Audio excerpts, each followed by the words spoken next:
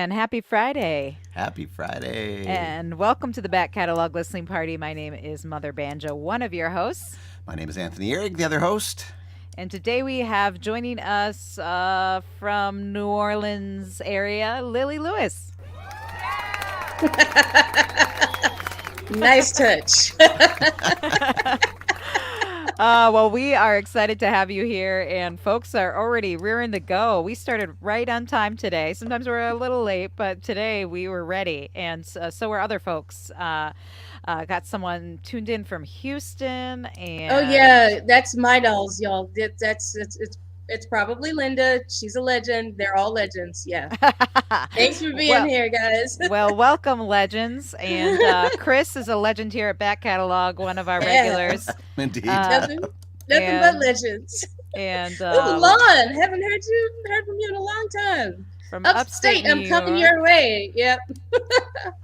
And Alan and down in Texas with G&T. It's not G&T season here, sadly. We had a taste of that warm weather last week on the show, and now we're back to, I don't know about you, Tony. So last week I was like, oh, cold beer, and because it's all warm and sunny, and now I'm like, back to red wine because it's Yeah, cold. there's some flurries out there today. Oh, yeah. So I don't. What are you drinking today, Tony? I'm drinking cold beer, but I went back to the winter brew, a nice dark porter here from Bell's Brewery. Kind of like makes me feel warm and cozy on a kind of snowy day. Yeah, yeah. And again, I have the Cabernet going. And Lily, what are you drinking anything on this Friday? I do. Right now, I am jamming on this ginger peach turmeric situation, which my lovely wife was so nice to prepare for me. And then sometime in the hour, I'm going to switch over to my dessert beverage, which is this Cavita pineapple peach. It really should just be called Kool-Aid. It's just delicious. Awesome. Well, we're gonna move, through a very tasty meal. So ending with dessert seems appropriate. But we're just getting things started on this Friday. If you're new to the Back Catalog Listening Party, this is what we do every Friday. Tony and I invite different guest artists onto the show to revisit old records. So we just listen to music, we chat about the tunes, answer your questions. So feel free to throw comments and questions during the show, and we'll try to get to as many as we can. And it looks like Joe also joining us from South Minneapolis. Yeah, ground refreezing. Yep. It's kind of sad. That's what's happening here, but it's going to be warm here on the Back Catalog because we have some music that I'm really excited to dig into today with from Lilli Lewis. For some folks might be familiar with your music, Lily, and I got to know you more through your most recent recording, and then I kind of worked my way backwards. But your new album, Americana, it draws, as the name would suggest, all different kinds of roots music, and definitely showing some of your New Orleans, sensibilities as well. And you've done more band music in that vein as well. But the album we're going to revisit today has a different vibe from both of those projects, and so I can't wait to dig into it with you. But for folks who are either new to your music or maybe more familiar with your more recent releases, maybe you could give us a little brief bio about where you grew up, how you started making music, and maybe what led up to this record in particular.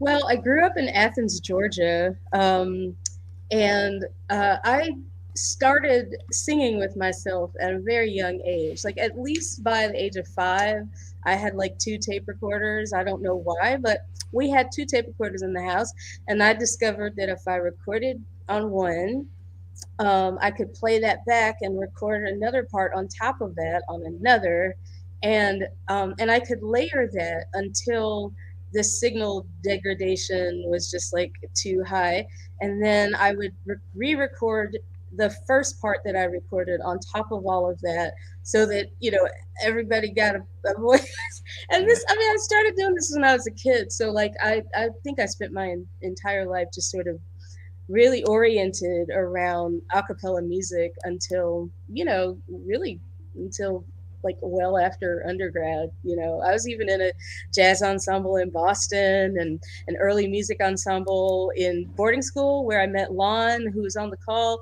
I had my own early music ensemble in undergrad. There you are. Hey, sweetie.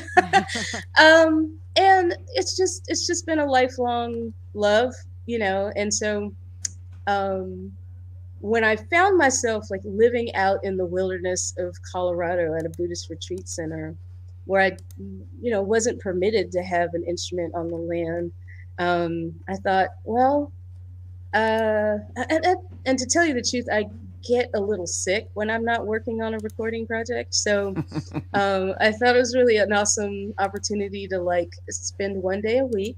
My day was Tuesdays, to stay at home and try to record me singing to myself like I had been doing, for a really long time. So this is like my view on my way to work during that time, and I think it was so expansive and just kind of breathtakingly grounding, to be in nature we were at about 8,500 feet altitude. So the moon was huge. When we first got to the land where we lived, the first night, I went outside of our tent to use the restroom and I saw this moon and the Milky Way, and it was just like, I was actually a little bit angry that that I had never seen, that kind of majesty before. I was like, I've been hoodwinked and bamboozled. It's been up there the whole time. This whole time. Like, oh, they're just right there, So I think that has a lot to do with, where where my internals were able to go in putting the record together. Very cool. Go ahead. For Joe. those who are just listening, we just cycled through some beautiful pictures of what I believe was northern Colorado. So for those of you listening, you can go to the show notes later and check those out. It's great to see the inspiration behind some of this. Yeah, we'll share that at backcataloglisteningparty.com.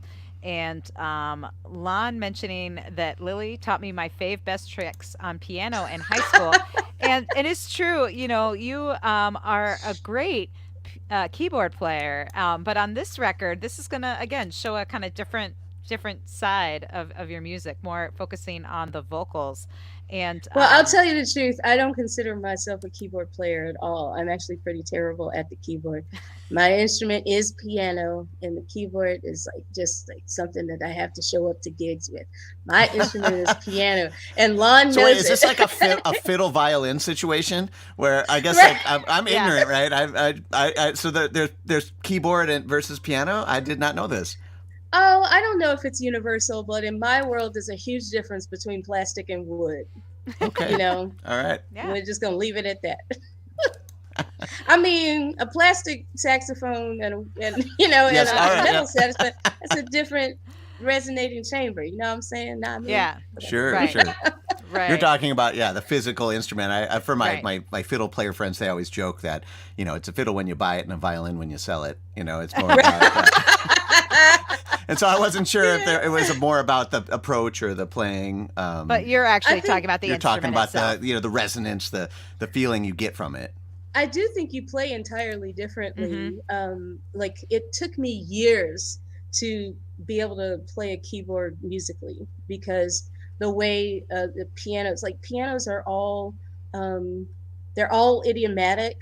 And you kind of have to get to know them, and then you have all this control over touch and level, and a lot of that kind of disappears with the keyboards. And I'm only saying this now because people aren't buying pianos anymore. Like people think that they could just buy a keyboard and it's the same thing, and it breaks my little tender heart. So. All right, that's a good PSA here. Yeah. You're right about. I hadn't thought about that. The temperaments. I mean, I have a friend who's a piano teacher. He's got a book that's like a foot big, or a piano tuner, excuse me. And I mean, all those little nuances must make a difference. That's interesting. And Matthew Winter says, "What lies? You're amazing on any keys." I agree, Matt. Well, thanks. I appreciate it. now that we've talked about your keyboard playing, we're going to listen to your vocal prowess. And we want to dig into some music because that's why we come to the show every week, is to listen to music together. And this first song that you picked to feature from this record came out in 2008, we should point out. So this is digging back into your catalog, and Out From Yonder, and Sanguine Song, sanguine meaning hopeful. What can you tell us about this song before we take a listen? Well, so this is a song that opens the record, and actually the song was born years before that, like in Boston in the cold, like waiting for a bus or something like that. And yeah, sanguine might mean hopeful, but it also means bloody. And Yes. so so this song was all about like finding the hope in, in the warm and sticky blood of, difficult reality. And first lyric is poor black ugly. And that's, that was like from The Color Purple, Celia is like, I may be poor, I may be black, and I may even be ugly, but I was here. So this is this song. That's what the song needs to be. I'm here. I had been through so much, but I'm here, and I'm gonna put one foot in front of the other, and ride this journey. I love it. Me too. All right, perfect way to kick off our Friday afternoon happy hour. This is Lilli Lewis, Sanguine Song, here on the Back Catalog Listening Party.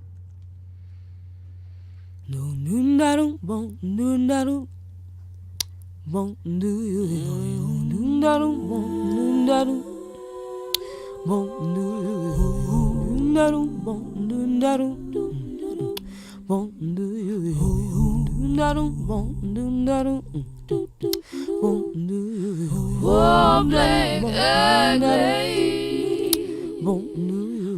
your black girl. Oh, black Monday, your black soul. Put your faith in faithful things, but you want to please in Spain. Put your faith in faithful things.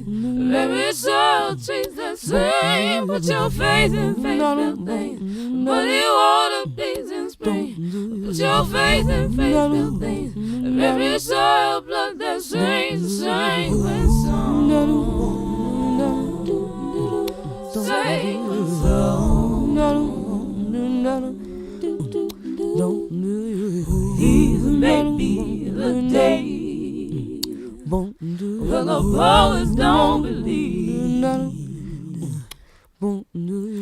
These may be the days when the rivers bleed.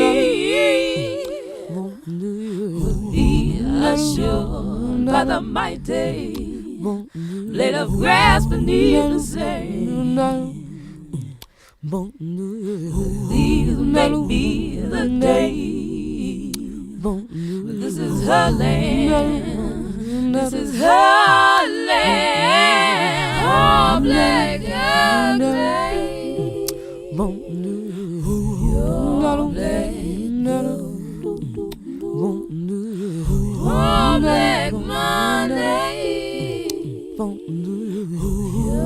black soul. Oh, black ugly, your black pure black Monday, your black soul. Put your faith in faithful things, but you want to peace in Spain. Put your faith in faithful things, every soul treats the same. Put your faith in faithful things, but you want to peace in Spain. Put your faith in faithful things, every soul blood that sings the sanguine song. Sanguine song. Sanguine song. Oh, yeah. Lilli Lewis here on the Back Catalog Listening Party with Sanguine Song from her 2008 release Out From Yonder, which we are revisiting today on the show with Lilli herself. And all those great. I love the movement on that song. I think a lot of times when people think, "Oh, it's a cappella," it's gonna just sort of like hum along and Right, but there's I, there's bass lines and percussion lines and all kinds of things going on there. yeah. And Yeah. oh, sorry. Go ahead. No, no, you go ahead. I was just gonna say, Joe was asking a question that I was going to ask as well, which is, do you do a lot of these harmonies yourself on this track? Like, is this just you, or do you have other It's all singers singing me. on it? Yeah, no, it's all me. I think I have one other singer on this record, and that's on a song that we'll listen to later. But yeah, it's just me tracking. And to be honest, some of the notes on the record I only had on the day that I recorded it. Maybe Hmm. never had that note again. Like there's a tune on there called I guess it's Incantation Wind, where like there's like this really low stuff going on that like I'm totally singing it and I didn't tune it or anything like that because I this whole thing is really organic and like crusty and whatever. And then I never had that note again, you know. So there's a little bit of magic there, but like all going all the way back to like undergrad and before that in boarding school, like I would always learn all the parts in whatever we were singing. I would learn, the bass arias and the alto arias and the tenor arias and the like. I just would learn all the parts, and I performed in these in a cappella ensembles in every part from tenor on up. And I think that it's just like been a real gift to like be able to access some of that lower information and some of the higher information and have that all live in my body. Where can But I ask where? Oh, go ahead. no, I was gonna say Bobby McFerrin was the one that turned me on to that. Hmm. Like, I was like, well, he could do it. Of course I could.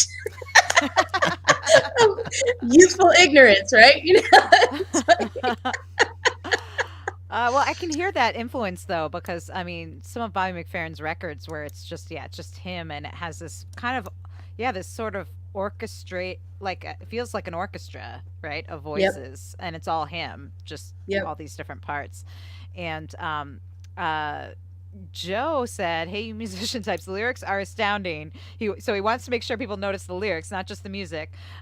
These may be the days when the poets don't believe. These may be the days when the rivers bleed. Yeah, there are some powerful lyrics going on in there.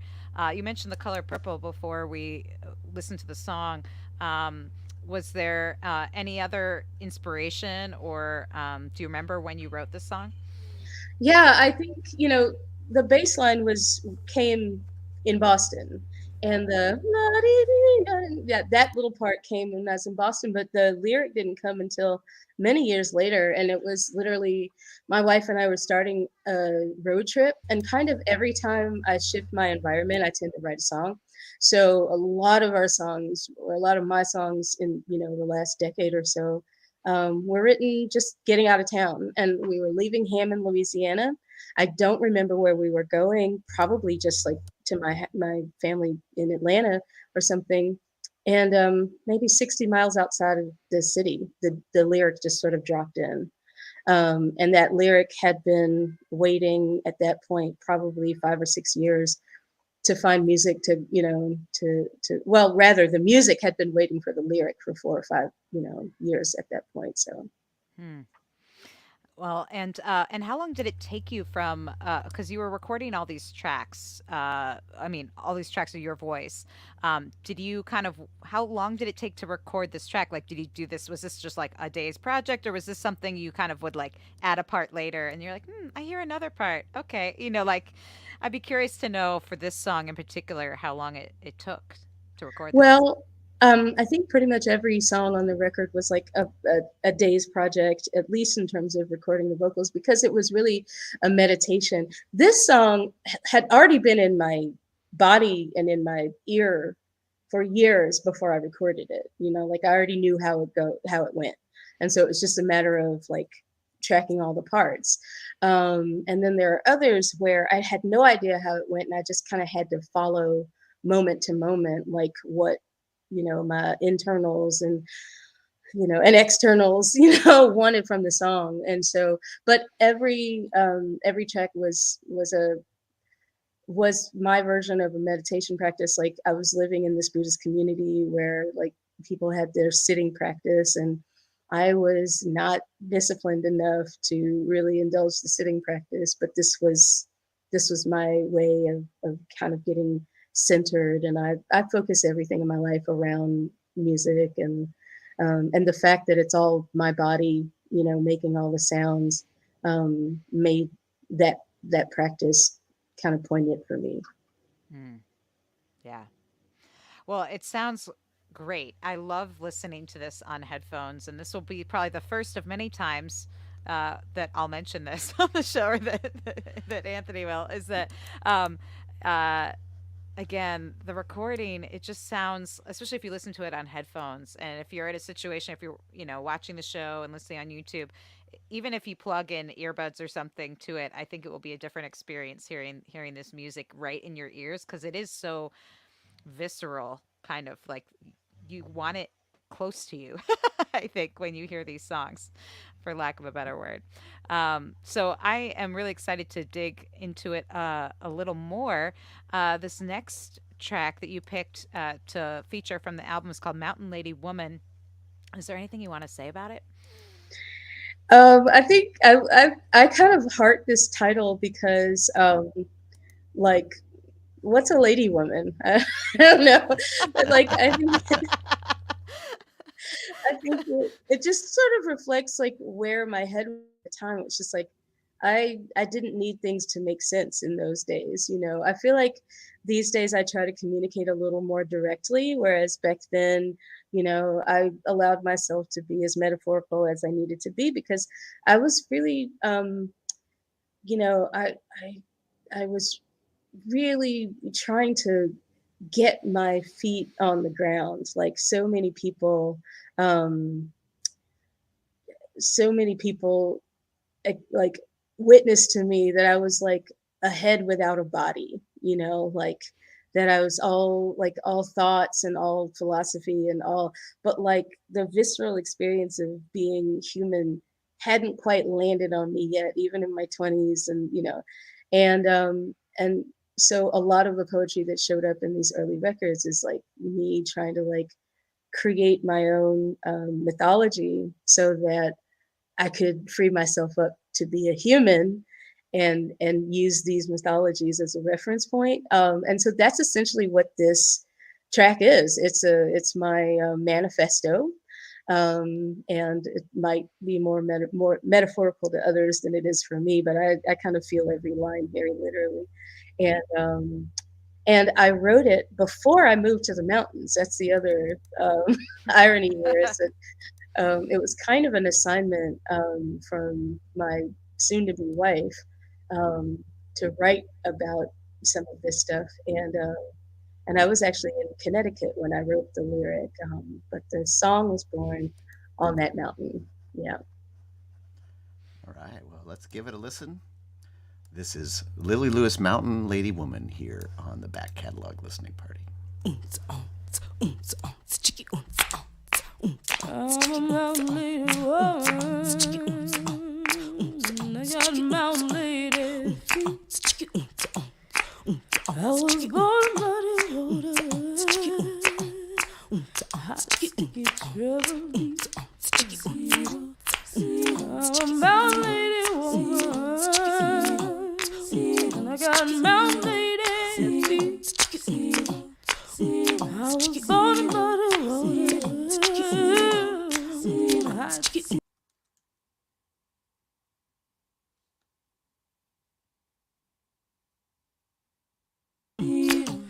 Only half a life with one was still leave the land.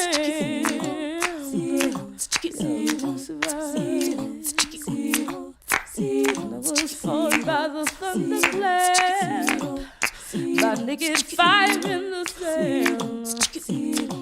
And I will return from whence I came. Not before I stand. I was left by the lightning to remember to go on. Please don't get the stories taught me and none by the ones untold. I'm a mountain lady woman.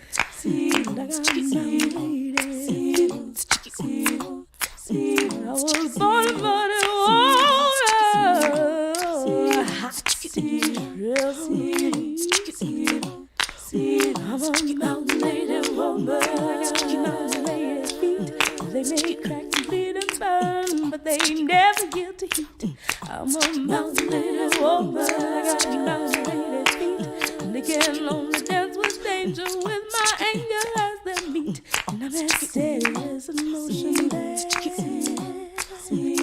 My mountains are I'm the torrent wave that shakes and quakes. And my mountain lady feet, my mountain lady thighs, my mountain lady soft, my mountain lady spies, my mountain lady feet, my mountain lady thighs, my mountain lady soft, my mountain lady cries, I'm a mountain lady woman. I got mountain lady feet, mountain lady feet. Said I was born in muddy water, hot, sticky, trouble deep. Said I'm a mountain lady woman. Mountain lady, I got mountain lady feet, mountain lady feet. And I was born in muddy water, hot, sticky, trouble deep. Well, I climbed up the mountains just to see what I could see. And all I found beside the wind was the light, the earth, and me. So I sojourned in the valley to find a good story to tell. And for anyone who holds me, I'm no water in the way. I am daughter to the storm, I'm mother to the cloud. My journey be a step one, my meaning I am love. I am shelter for the tender, I burn away the night. By the souls upon my feet, I live to set the souls upright. Since legend as it's told, the story before time. My rule of legend telling, well, I am declared in rhyme. But the skin that binds me to a name, a body to a face, is too tired to remain in this man-forsaken place. So I will wither and obey the tide. Now return to shore with my last breath and word. I shall settle every score. I will wither and obey the tide. Now return to shore with my last breath and word. I shall settle every score with my last breath and word. I ain't gonna worry no more, 'cause I'm a mountain lady woman. I got mountain lady feet. Said I was born in muddy waters, hot, sticky, trouble deep. Said I'm a mountain lady woman. I got mountain lady feet.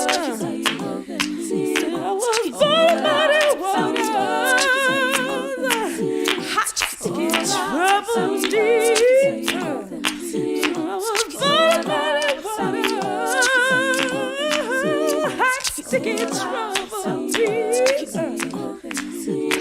Sticky trouble deep, hot sticky trouble deep, hot sticky trouble deep, hot sticky trouble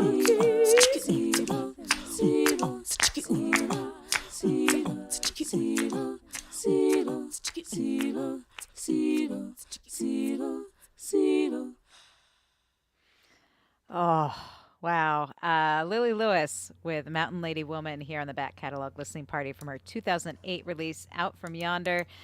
And wow, I don't think usually we do a lot of head bopping and dancing during music on this show, but I have to say, I think this was the most for an a cappella tune. Usually that's like a full band kind of situation where we're like full body dancing. And I feel like this might be a first for an a cappella tune to get that much grooving. It sounded like a full band to me. Yeah. A full band And of look, lilies. this is like recorded before like the big a cappella pop movement came around, you know. Mhm. In fact, I think that kind of started like at the end of 2009, and so this was recorded a couple of years before that. But it was like, but it's just me hanging out with myself, having like trying to have a good time. And this is a perfect example of a song that I didn't know how it went before I started. Like like you asked what I was singing in the background, you know. Mhm. And I was like, nothing. Like it was just syllables that came out spontaneously. And then I was like, but I think I started with the rhythm. So I actually had a pair of drumsticks with me on the mountain, and I started with the rhythm, and then the si don happened, si don, and I was like, so I followed that, and then I layered that, and then but before I really finished layering that, I was like, well, that's the idea. Then I started trying to figure out what the melody was going to be, and I just started singing, and I didn't know that it was going to change keys, and I didn't know, and I had no, and so I would go section by section, and oh, it changed keys, okay, great, and then I would dress that up with some stuff underneath, and it was just sort of like, again, a Tuesday. I think I started at like 10 o'clock in the morning after my morning tea, you know. I wish my Tuesdays were like that. Right. Well, so from a technical perspective, I'm thinking you don't have the two boom boxes set up anymore across from each other when you're doing this. Do you have like a looping pedal? Do you have like a piece of software where you're kind of going over and over? What's your process? So back in you 2008? already know what's up ahead of yourself. I did end up getting a looping pedal for maybe one or two tracks that are on, like halfway through the album process. I did end up ordering a looping pedal from Guitar Center. No, it was Musician's Friend. I called them up and I was like, I'd like to sing with myself. What do you suggest? And they were like, oh, you can get this guitar pedal and a preamp, and that'll take care of it. So that began my looping world, and I made a whole nother album of looping songs after this record was done. And one of those looping songs ended up on Americana. There's a song called Fly on Americana that was born like as a direct result of this album. But in this particular case, anything that sounds looped is actually played through. Like so you'll hear all these anomalies and like rhythmic, like that's not quite right. Well, that's because I'm playing it through and I don't know how it goes yet. And I didn't try to quantize anything. I didn't try, like I didn't fix anything. It's just kind of how it came out. Awesome. Well, that's why it sounds so organic. I love that actually. Those little imperfections make it so human. It sounds so good. Well, and I was just thinking, human's the right word, because it feels like an organism in itself, like these breathing parts and all working together to, I don't know, for this function of carrying forth these lyrics and this song, which you called your manifesto. And Joe was commenting again on the lyrics. He said your lyrics are mystical and haunting. I think you already mentioned Buddhism. Is there any special poetry, literature, stories you've drawn on for inspiration? What's like I have a deep affinity for like Rumi, Hafiz, and Rilke. So my soul connects deeply with them, but it's not that I spend a lot of time with the work. It's that I see a kindred spirit in that work, but like most of my, it's so weird because like the lyrics might come out kind of metaphysical or woo woo, but like my inspiration has always been like math and physics. Like I'll learn something about the physical world that I'm like, Head explosion. And since that's not my field of study, it ends up getting reinterpreted in my words and in the music that I make. And it's like, because it's, and my music I feel is pretty organic, but like all of these things, all of these like natural phenomena are also organic. That's the thing that's so freaking spooky. Like this spooky world we're living in, and so usually that's the lens that will unlocks a song more often than not. It's just like, my path to God, being a queer woman in the South, like, I'd say that, and my father was a preacher, so there was a lot of religion in my life early on. I come from a line of preachers, but the church, as it were, could be a pretty toxic environment for women and for queer folks and yada yada yada. But my concept of God, whatever, if you want to call it that, developed around like chaos theory, and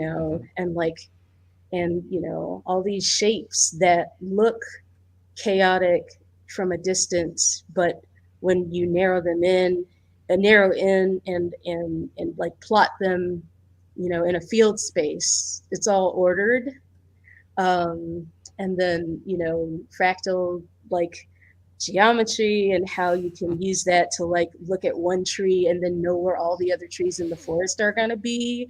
Like everything is connected. And so my idea of God was like, oh, God is the thing that connects me to the blade of grass in my front lawn. Like that's what my brain would do with this content. And I'm way too I'm way too naive to actually like dip into the material and find out what of my metaphors hold up and don't. And I'm okay with that. Yeah. Well, I'm not going to fact check you. I don't know enough about it. All I know is that Well, it speaks to my soul, and that is important. yeah. I heart you. That's right. And, one thing I was thinking about when you were talking about sort of the physicality of this music and it being like, yeah, an organism is, again, one of the things that's great about vocal music like this is you really get to hear all the breaths and, all the mechanics of a voice and a body that creates it, which I think is so cool, because it just kind of reinforces that whole idea of humanity and that we're physical beings. But I love that. I'm curious, when you recorded it, did you find that for different parts you were like sitting or standing or doing different physical things to make those noises, or was it always like, I always like stand or sit, or singers have different practices, especially when they record, about how they want their voice to sound. But did you find you did different things to get a different sound? I think, it kind again, like this whole process was so organic that like, I remember for this particular song, I was sitting on a wooden stool, and I hate sitting on wooden stools. Like it cuts off my circulation. It's not, but it's like for some reason, that's what happened on this song. There are other songs where like I was sitting in a chair, or other songs where I was sitting on the bed. There were, I think there's one where I was actually like dancing while I was singing. So it's like, I think, and for me, again, for this process, it was all organic. Like when I'm in the studio, I do pay attention to what my body needs to deliver any particular vocal. Sometimes like if I need the vocal to feel patient, I will definitely sit down. But if I need power in the vocal, I'm always standing up. Or if I need something super super delicate and light, then I'll stand up for that, because you actually need a more intense column of air to accomplish something like super, super delicate and light that has a sense of line. And so, yeah, I do pay attention to that stuff when I'm tracking. For this one, it was just like everything was just me just trying to meet myself and take care of myself. And I just followed the flow. So I love that. And I love that this came from a wooden chair, because I would never like a place of discomfort, because you were saying you hate sitting on wooden chairs. And I just thought it was funny that like this song that's so beautiful and powerful came from a place of discomfort. But I didn't feel uncomfortable at the time. It was just like, Well, yeah. I would argue that a lot of great art comes from the friction in Fair. life, That's whether fair. it's physical or metaphorical. So, For sure. That's Well, if you just tuned into Back Catalog Listening Party, we're talking with Lilli Lewis about her 2008 release, Out From Yonder, vocal recording. Again, so far, all the tracks we've heard today are just Lilli's voice. And I don't mean just in a diminutive way, but just as in how impressive that is. You just one voice, tracked many times, can do so much. It's really wonderful, and it's fun to revisit these songs. If you're enjoying the music, good news, it's available. You can buy it from Lilli. The digital tracks are up on Bandcamp, and if you want a physical copy, she has some CD copies, which you can throw some money in her Venmo or PayPal and let her know that you would like a copy of the record sent to you. She said she'd sign it. So she has some physical copies, and I will say that if you get to hear it in the way that we're listening to it, I know I feel like we say this every week, but it's really true. We hearing it in the high resolution quality, not through the YouTube and the interwebs, is really special, especially on this, and especially with headphones, as I'd say, because there's an intimacy to this music that I think is really powerful. And a very large dynamic range, and that's one of the problems with internet music and a lot of these things is oftentimes it gets kind of compressed and squashed. So the lows are a little higher and the highs are a little lower, and you miss some of the nuance of the dynamics. And I feel this record, of any record we've listened to in 102 weeks of doing this, the dynamic range, I mentioned this earlier, I can see the waveforms, and there's a lot of range. There's some very, very quiet moments and some nice, powerful, loud moments, and you're going to want to get either the high resolution digital files or the physical CD is to really experience that fully. Yeah, I will for say sure. this, like 2008 was long before Spotify was a thing. And so a lot of the music that I was recording back then did not translate well when everything went to these digital platforms. Mm-hmm. Like, because I was really reliant on that broad dynamic range. And so some of it just sounds crazy. Like, out when you're streaming, I'm like, well, that's what this did. But, and now people mix with that in mind, but that wasn't the thing back then. So.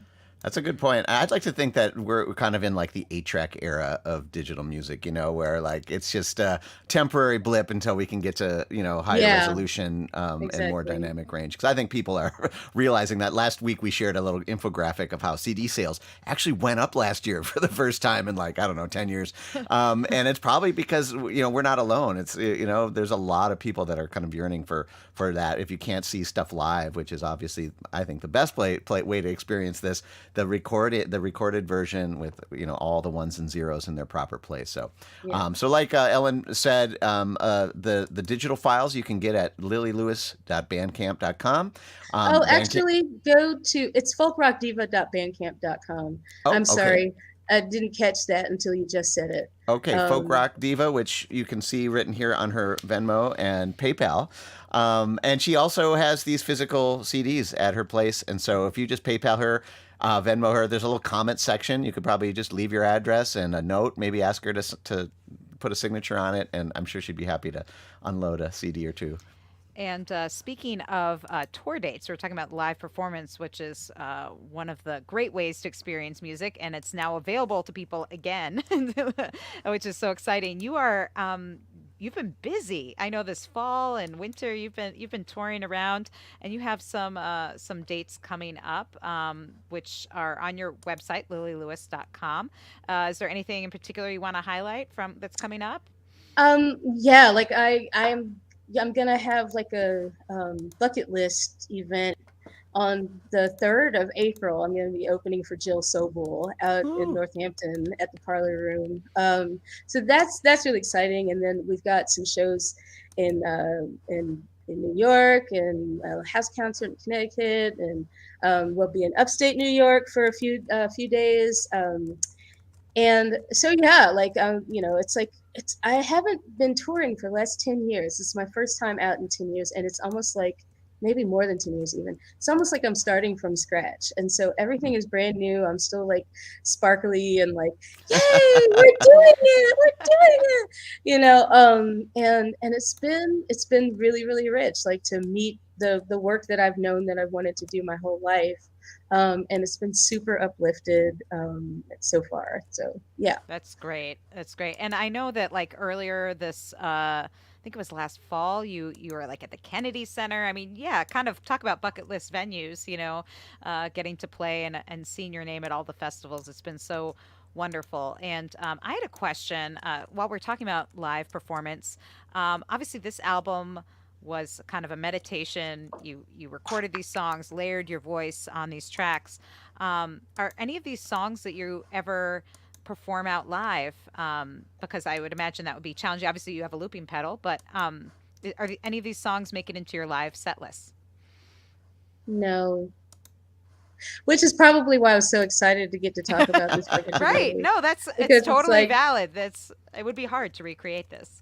Yeah, it's like the arrangements are too complicated and nobody's got the time. It's like well, I would imagine, yeah, if you were creating this record by layering on tracks, I mean, it's not like you are like charting stuff out or have like lead sheets to tell you what to do. You'd have to like go back and listen and try and recreate all the parts. I mean, it would be a pretty big undertaking, I would I imagine. could I could write scores Mhm. for this. In fact, I have written some of these scores out.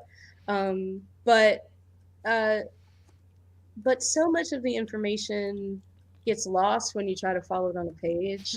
And so I would want the bodies to like try to mimic what my body did. Mhm. And we tend to just lose that Mhm. when we're reading a score. We just, it just sort of gets uh, distilled in a way that it's hard to, it's hard to recreate that organic feel. So Yeah. yeah. This is why I'm so excited to get to listen to these songs with you and to talk about them. And I think we're going to go to Incantation Flame next. And this was another track that you selected to feature on today's show. Is there anything you want to say about this before we take a listen? Well, really, this is a John Coltrane cover. This is this is a cover of Alabama. Like there were only a few pianists, like jazz pianists, that I grew up listening to, and McCoy Tyner was probably like the most like dominant jazz pianist that I really just that really spoke to me. And the first time I heard this tune, I was so completely arrested by it. I think, one of the things about music that I think is so relevant is how it really is our emotional memory. So often it can be, our emotional memory, and that Coltrane wrote this tune in response to, the four little girls, the Alabama bombing. Um, it let me know as a young person, like I didn't know what it was about when I first heard it, but that emotional imprint like happened instantly. I saw it in like a documentary about him, and it's like, maybe they played 30 seconds of the tune, and instantly I was connected to that moment. And so again, living in this Buddhist retreat center, you know, I found myself like the temple or the stupa that was on the land, which we do have a picture of, um, uh, was such a huge focus for the people on this land.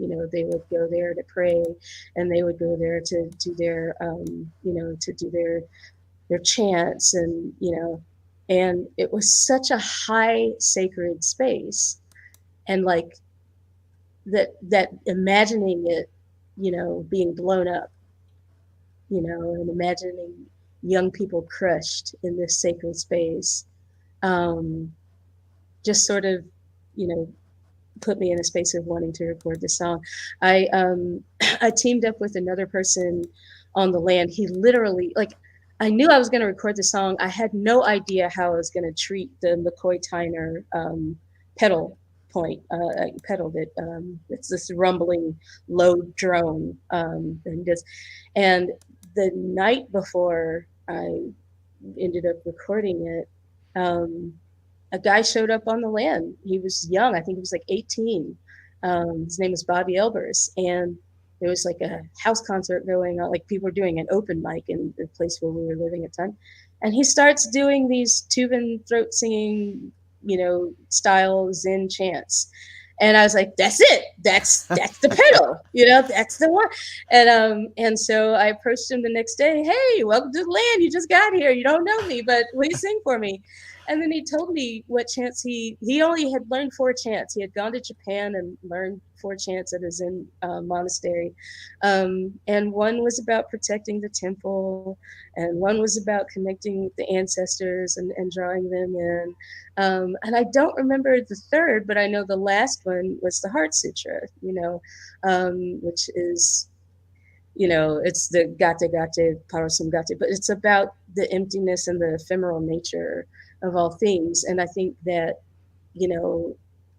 Cornell West likes to say, sometimes you have to die in order to live. And sometimes like embracing that emptiness can give you just the amount of depth that you need in order to move on into the next thing. And all of these ideas are embedded in the only four chants that he knows. And that's what the song was about for me. And, so here we are, he sat on the floor on a zabuton and just like and so I think I ended up singing it in around the key that he did his chants in. But either that or I had already recorded it and I matched his. I don't remember that part. It's a Well, mystery. I want It's to just all a mystery. for folks who aren't familiar with throat singing. I mean, I was at a festival and these guys got up on stage and started doing this, and it's essentially what. If, correct me if I'm wrong. What I know about it is that you can actually produce more than one note at the same time. There's some sort of overtone, and I mean, it really blew my mind that you could almost do two parts with one Right. voice. Did you is there anything you might add to that for folks who are new to this style of singing? Well, it is magic, it's like, and there are overtone singing traditions all over the world. Like just a few years ago, I heard Layla Hathaway do it in a jazz number with Wow. who was and she did something that I'd never heard because she actually, well, that's not true. I just never heard it in that context because there's a way to do it where you can like sing a real, like, generally speaking, anything that fits in the overtone series. So you tend to end up with like pentatonic style melodies Hmm. on top of a drone. But I feel like I heard her do something where she was able to change the fundamental and still sing it. I Whoa. mean, it was just like, wait, what's that? What's that? So, but it's really fascinating, and it's just like another whole level of what the vocal apparatus can do. It's really intense stuff. Yeah. Yeah, so listen for that as while you enjoy this wonderful Incantation Flame from Lilli Lewis here on the Back Catalog Listening Party.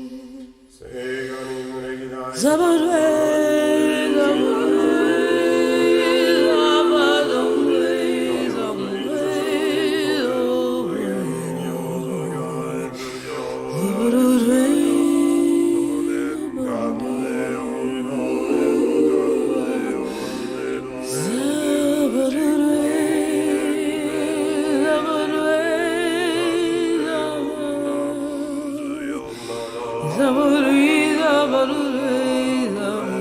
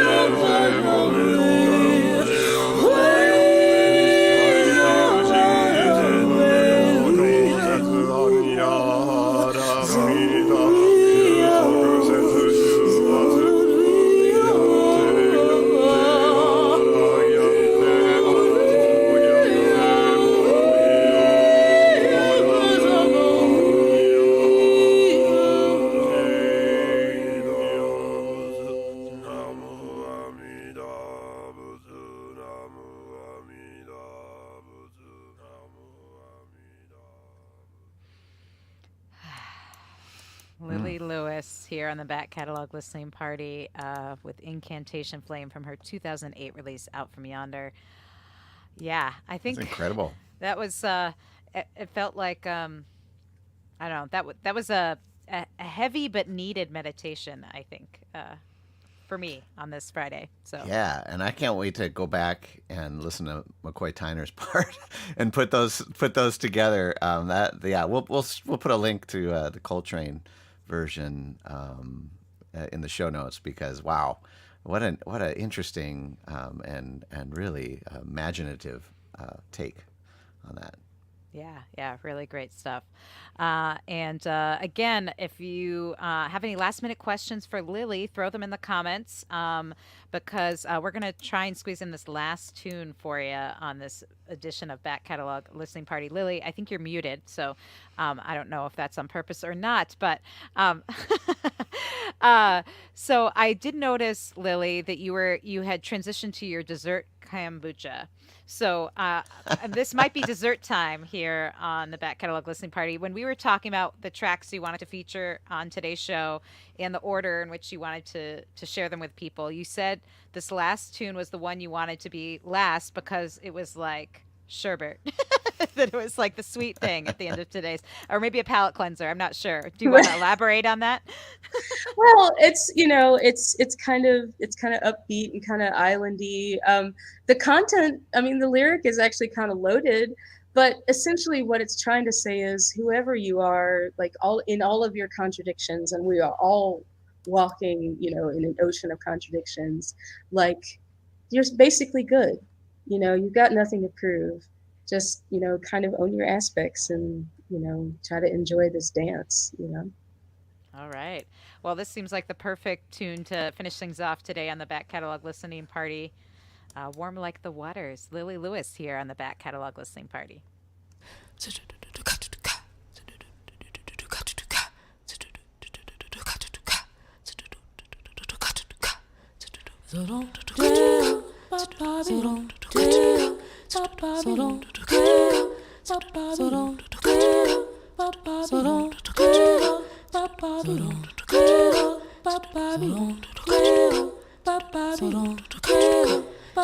Basically dancing, basically still, basically what I can now, basically I will, basically sassy, basically good,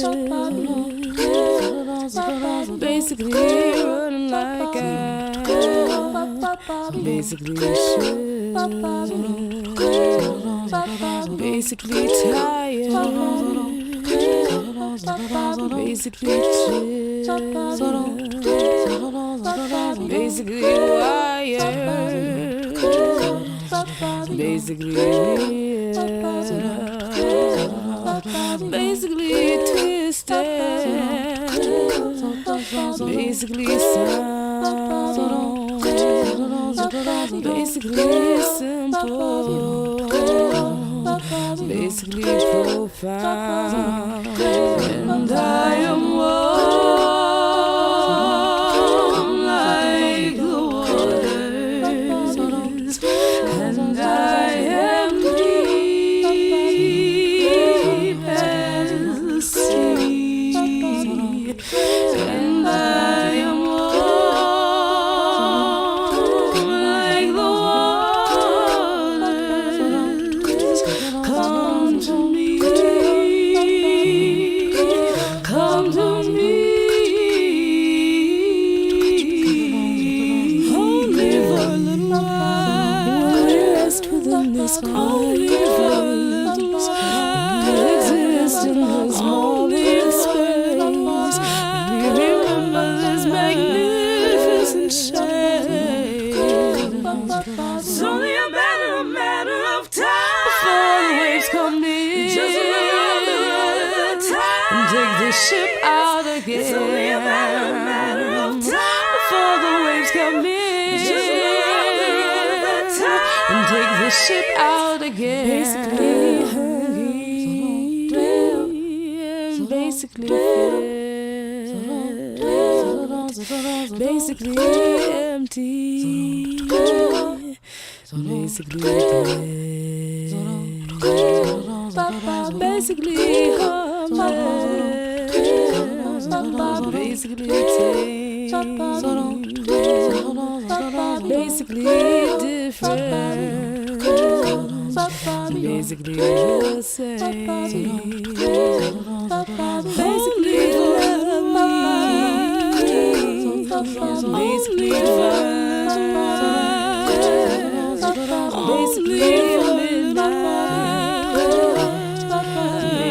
starshine, and I am dancing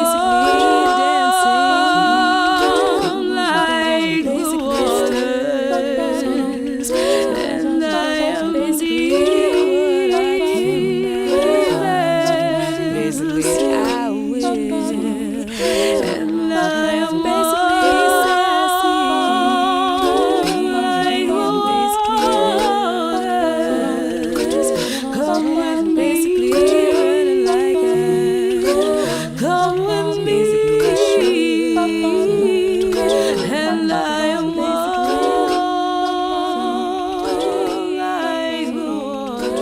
waters, and I am deep as the sea, and I am like the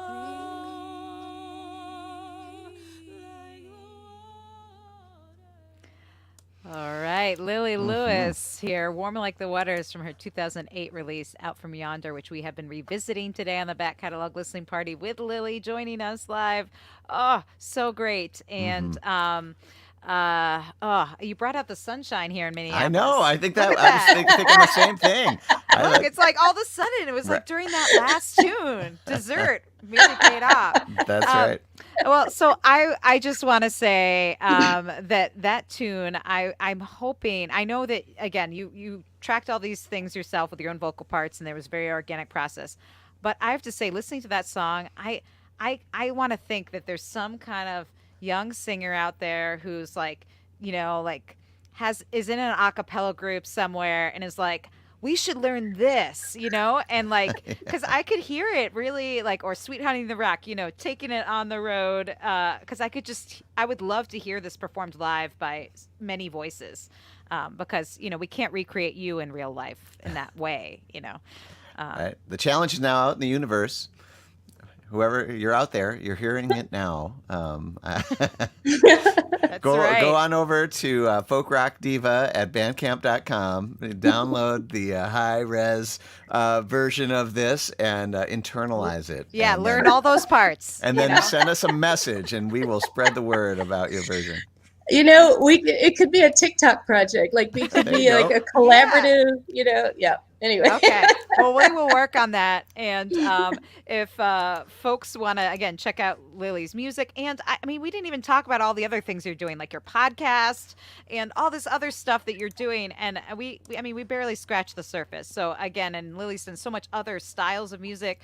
So you need to check her out at lillylewis.com. Yeah. And follow her on the socials, which is actually, I think, how I first got introduced to your music, because you kept popping up in my feed from all these other musicians I love. And you always had really interesting things to say, and I was like, yeah, Lilli, I don't know you, but yeah.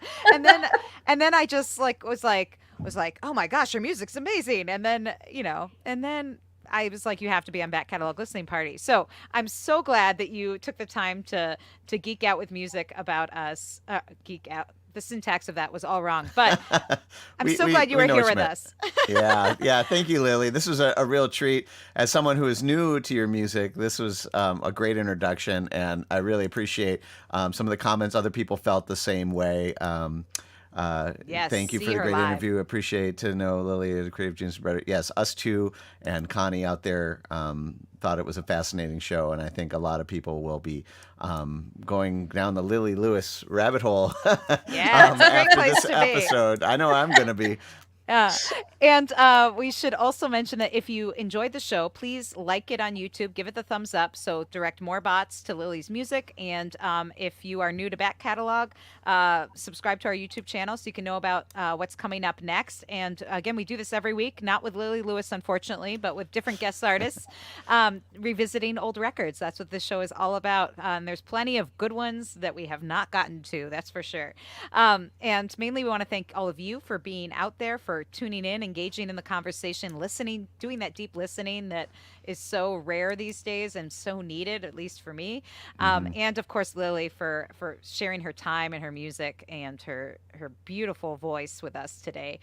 This has been such a treat, and this wouldn't be possible without our Patreon supporters. These are the folks that have kept us going for Yes. 102 episodes. What? Thank you. Uh, Yes. Penny, Anna, Linda, Bevan, Connie, Vaughn, Alan, Chris, Alex, Becky, Galen, Peggy, Joe, Jim, Beverly, and John, Fred, Tim, Sarah, David, Jocelyn, Court, Matt, Steve, Mark, Homestead Pick and Parlor, Severin, Lynn, Craig, Jake, Mary, and many tracks. Oh, thank you all. And if you want to get on the Patreon train and help support the show, you can do that. We're going to be having some more after parties with some of our guest artists, and we're working on some concerts too. So, some online concerts for Patreon specifically. So, thank you for being a part of the show. Mainly just thanks for being here because that's what this Yeah. is really all about. So, I feel. I mean, it was a. We say this every week, but it was a difficult week for various reasons. But gosh, I feel better now, and it's because I got to sun's in. see you too. I got all these folks in the comments. I know that you're out there enjoying it, and Lily, your music, and I'm so something especially that's not being performed live. We got to experience that, and that energy is important. So thank Yeah. you. Thank you so much for having me. That was a real pleasure for me. Absolutely. Well, until next week, have a wonderful weekend, folks. Enjoy the music, and Lily, hopefully we'll see you again very soon. If not in real life, online, somehow, screen to screen. Thank you so much. Yeah. Thanks. Cheers. See you next week.